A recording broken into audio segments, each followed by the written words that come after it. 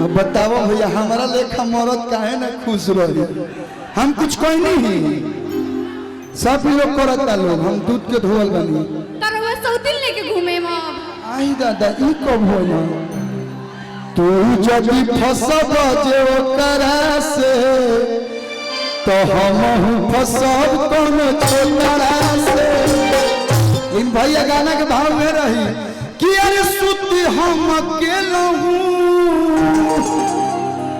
तो पार्टी चरचराता तो रोज रोज रहुआ के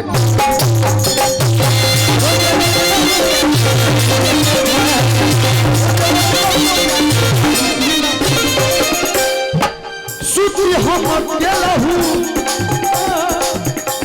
तो पार्टी चरचराता रोज रोज रहुआ के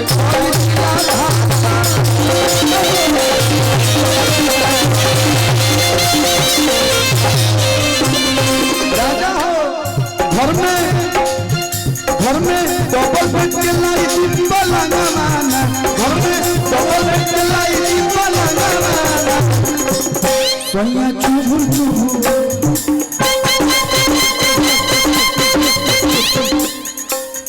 वाह कलाकारी है सैया चुभुर चुभुर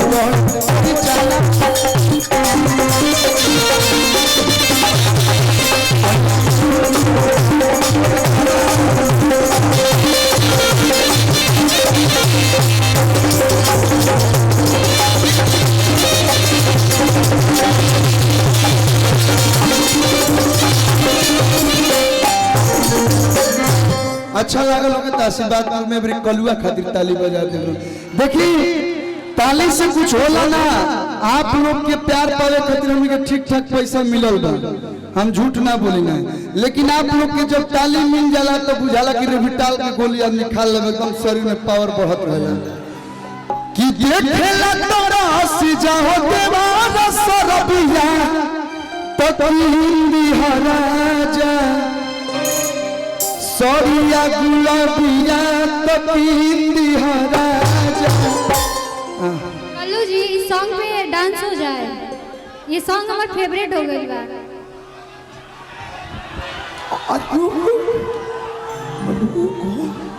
तनी मनी रुक जालो, किश्क और प्यार का मजा लीजिए, थोड़ा इंतजार का मजा लीजिए, मजा डांस एगो का डांस तो 10 गो हो, जब तक हमारे भाई कहिए से तब तक होई। हाँ भैया जान के निकाल ले लाइट बंद कर दो, लेकिन अभी तक कुछ गाना गवा नहीं हो जाओ तब और मजा आई। एगो दूगो गाना के फरमाइश लोग रख के एक बात तो हिलावले जाइए भैया, आप लोग को भी आराम मिलेगा, इन लोग को आराम नहीं मिलेगा। इन लोग तो भैया एक जनी के नाम में बियाह सेट भइल बा, मानी इनकर बियाह सेट भइल होके आ शादी के पहले ही राजा जी आ जाता रहे, राजा जी आके कुछ खेला कर देता रहे, फिर राजा जी के फोन करते कहते रहिए धन ए सैया जी कि कौन ऐसन काम कैला अरे पिया पहिला भेंट में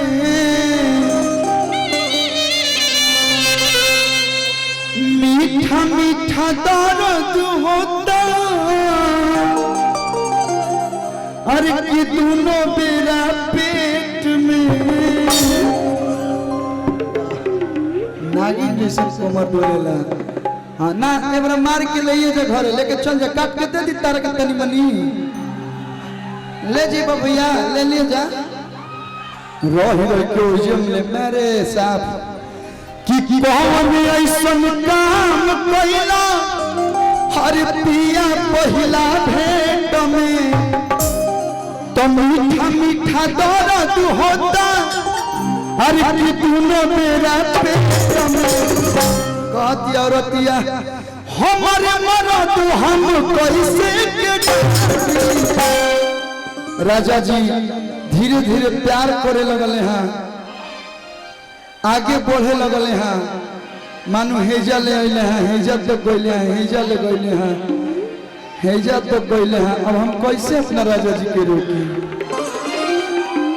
और जब ये सब होता है तो कौन देखता है कि लोग कहाँ जा रहे हैं?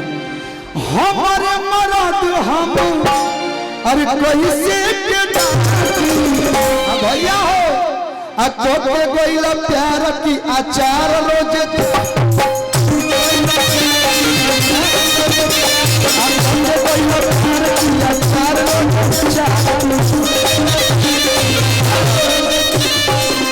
आपको किस चीज का अचार पसंद है?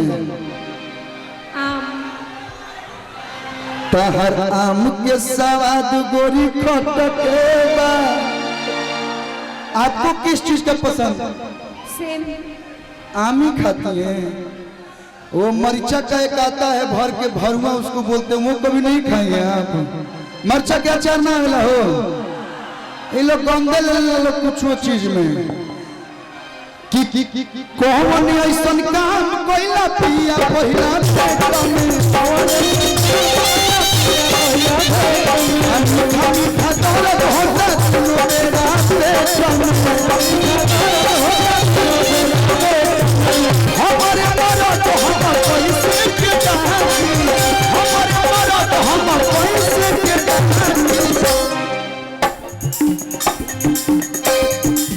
पेट में प्यार की आचार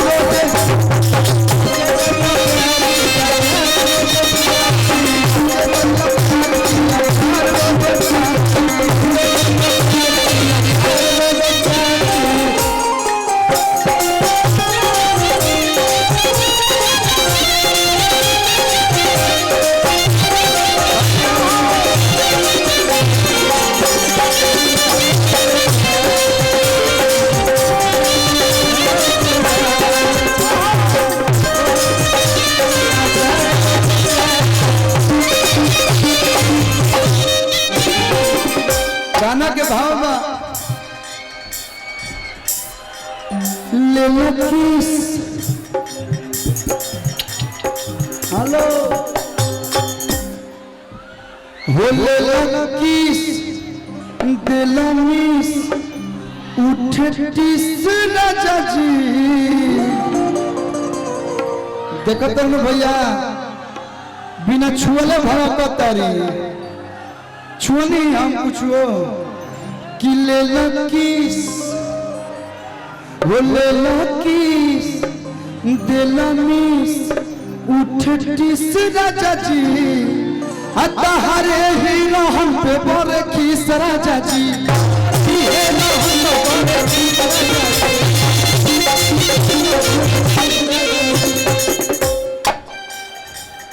हम मुनी राजा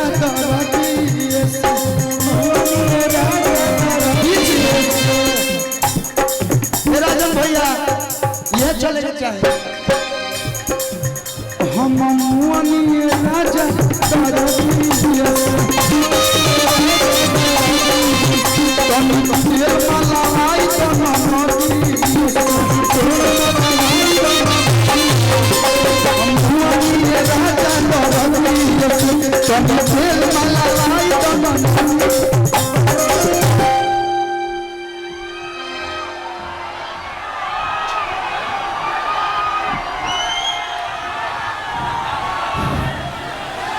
हर की प्यार कोई न सेज पा अरे उलाटी पलाटी। अच्छा ये हो सकता है प्यार कोई न सेज पा उलाटी पलाटी। प्यार कोई न सेज पा अरे उलाटी पलाटी। अब तो कोटे गोइला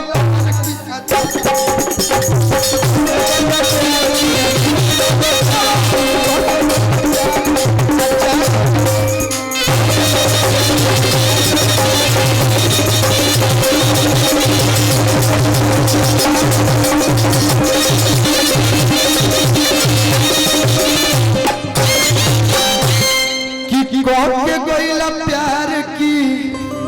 अरे अचार रोज चाहती ऐसे प्यार। अरे भाई हाथ जोड़ी तहरा प्यार ऐसा कीजिए कि अचार चाटने पे लोग मजबूर हो जाएं। तब भैया हाँ